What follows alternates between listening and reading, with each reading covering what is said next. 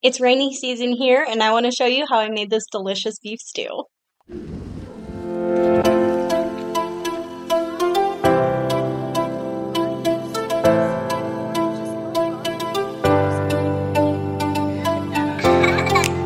Let's go on a walk through the garden.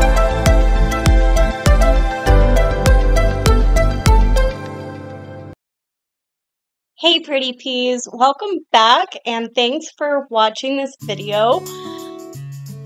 I started with this amazing London broil and I trimmed the fatty edges off and set them aside and then chopped this into cubes.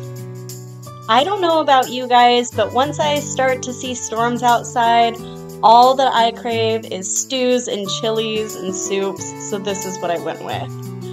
I added some olive oil into my Dutch oven and then I put those pieces of fat in there facing down because I want that flavor to kind of render off into my pot.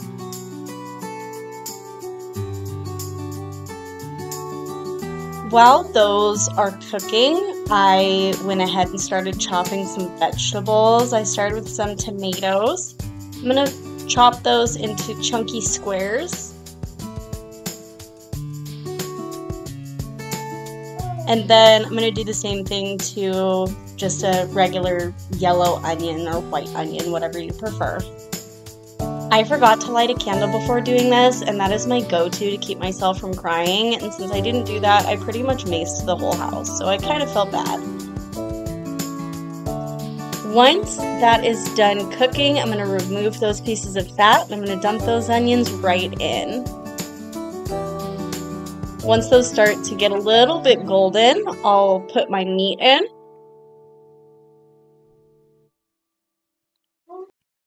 And it is immediately back to the cutting board to chop some more vegetables.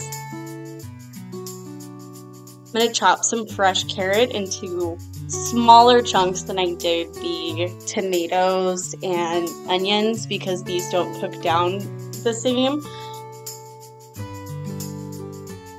I find it so satisfying watching knives just cut straight through vegetables. I don't know why, it's just so relaxing to me.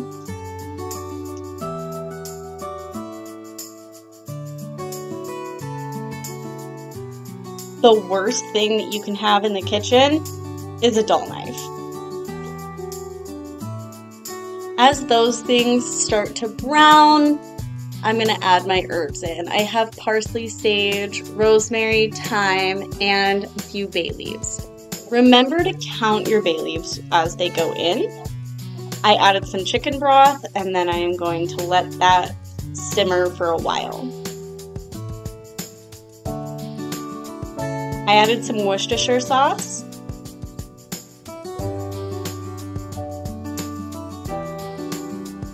Some tomato paste.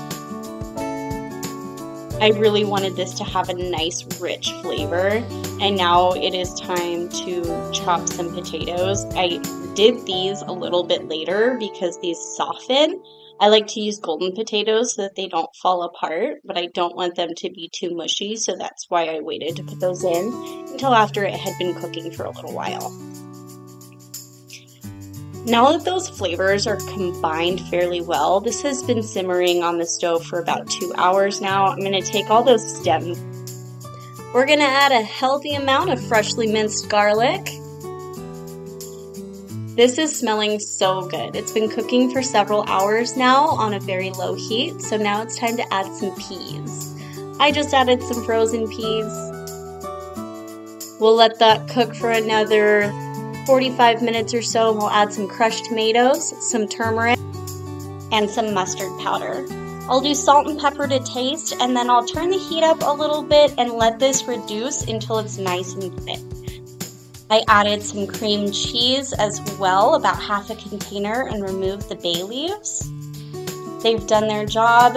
Once this thickens up, you can serve it as is, as a stew. You can put it into like a beef pot pie, or you can just do what I did, serve it with a biscuit or maybe some hot sourdough bread with some butter. It's so good. If you try this recipe, please let me know what you think. Thanks for watching.